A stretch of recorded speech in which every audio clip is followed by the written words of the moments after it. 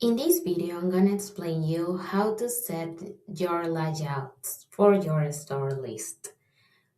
As an example, let's try to build this layout. The default mode comes like this. You will have one column and no image. So how to convert this into this? Let's go to the admin panel in Shopify, go to settings, and then search for store images and activate, then save. You can test it by reloading your store locator and then you will see the images. If you go back to the admin panel and then you click on appearance, you will see two layouts on desktop.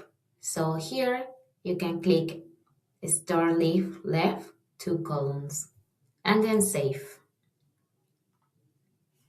We go back and then refresh, and that's it. Your store list layout is two columns with images. Thank you.